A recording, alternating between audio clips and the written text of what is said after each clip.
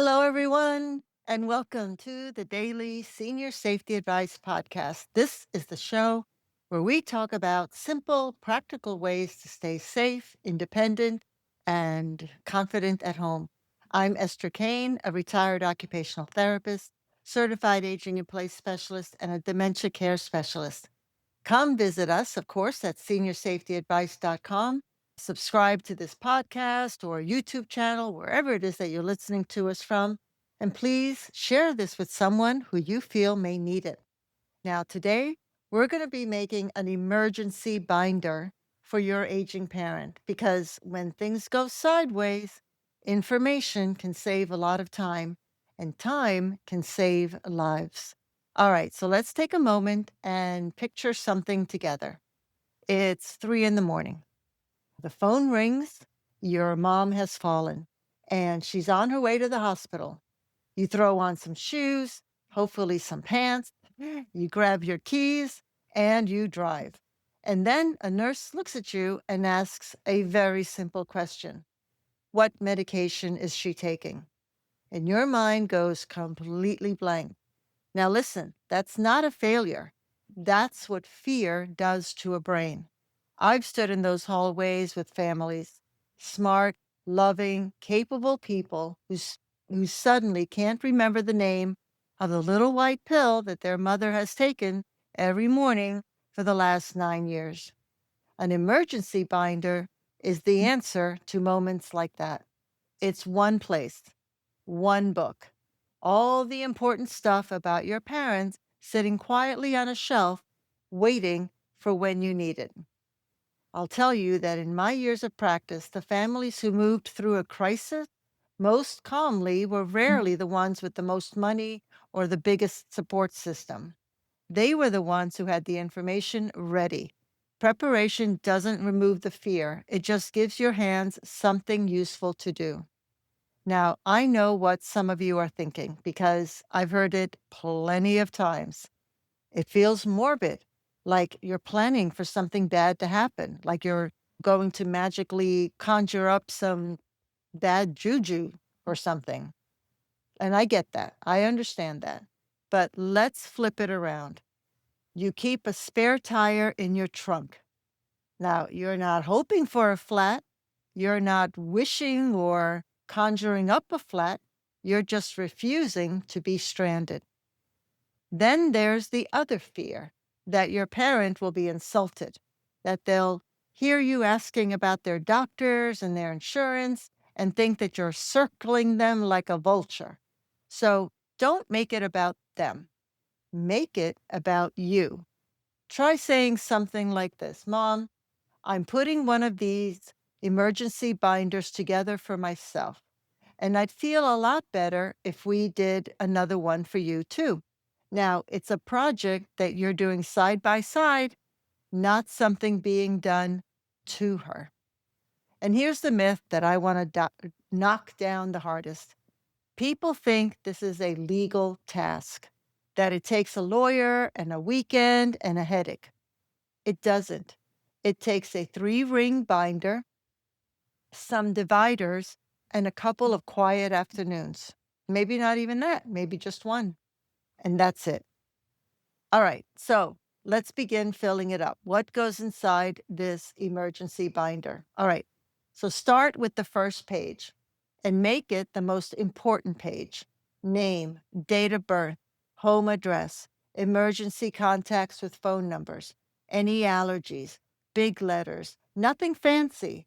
A paramedic should be able to read it from 3 feet away in bad lighting. Next comes the medication list, every single one.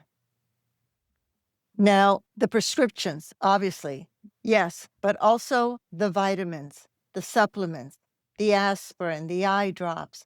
Write the name, the dose, and when they are normally taken or when they're supposed to be taken. Honestly, the easiest way to do this is to line up every bottle on the kitchen table and copy the labels one by one. And here's the part that matters more than the list itself. Write today's date at the top. A medication list without a date is just a guess. Then, of course, The next page is the medical history, past surgeries, ongoing conditions, the names and numbers of every doctor. Add the pharmacy and the dentist and the eye doctor and the chiropractor and the functional medicine doctor and anybody else, because nobody ever thinks of all these alternative health providers as part of the medical picture, but they are. After that comes the paperwork. And by that I mean copies of the insurance cards, front and back, Medicare information. And if your parent has an advance directive or a healthcare power of attorney, put a copy right in there. Not the original, of course. The original lives somewhere safe. A copy in the binder is what actually walks into the hospital with you. And then finally, the day-to-day details. Who cleans the gutters? Where the water shutoff valve is? The name of the neighbor with the spare key. That one, by the way, gets used far more often than any of the medical pages. So I went ahead and created a PDF of these emergency binder pages for you to go ahead and download. You can find it at seniorsafetyadvice.com/emergency dash binder. That's seniorsafetyadvice.com/emergency dash binder. So, all right, a quick tip, if you like, is take a photo of every page with your phone when the binder is finished. The paper binder stays home, the photos go everywhere you go. Now you have your parents' whole medical picture in your pocket in an emergency room parking lot at midnight. This is, of course, just in case you can't grab the binder and take it with you. So you're basically creating a backup copy. All right. So let's take a moment on when memory changes are part of the picture, because it definitely changes how the binder works. If your parent is living with memory changes, the binder isn't just for emergencies anymore. It becomes the memory for the household. I'd add a page most people never think of. Call it the page about who they are, where they worked, their children's names, what they love, what upsets them, whether they get anxious in the dark, whether music calms them down, anything like that.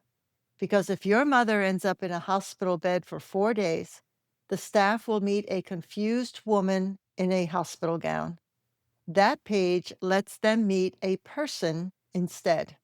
A retired school teacher who loves hymns and hates being touched without warning. That page changes how she gets treated, and I have watched it happen. And believe me, there are, of course, some nurses who are in such a hurry because of poor staffing or lack of staffing that they may not have time to look at this.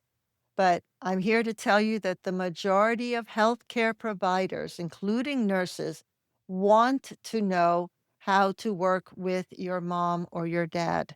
They need help in that. They can't just guess and imagine what it might be. Because remember, as I said, they are meeting someone who is in pain or who is unconscious or who is not the person that they once were. So having this information can help them greatly.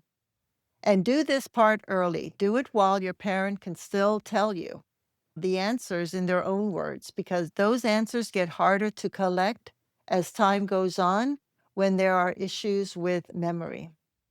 So, a binder that nobody can find basically is just a binder. So, I'm telling you to please put it somewhere very obvious.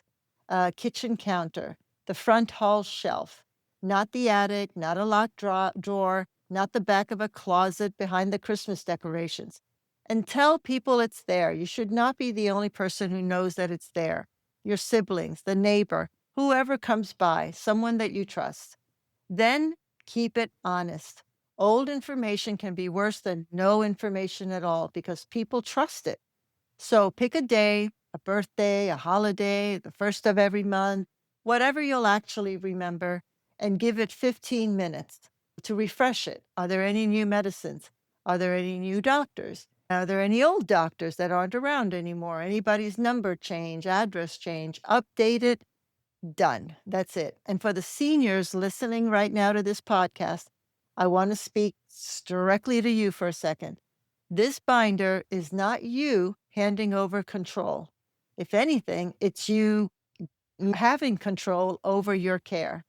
This is you keeping it. This is your voice in the room when you're too sick or too tired or unable to speak for yourself. Your medications, your doctors, your wishes, written down by you in your words before anybody else gets to guess. Now, you don't have to build this all in one sitting.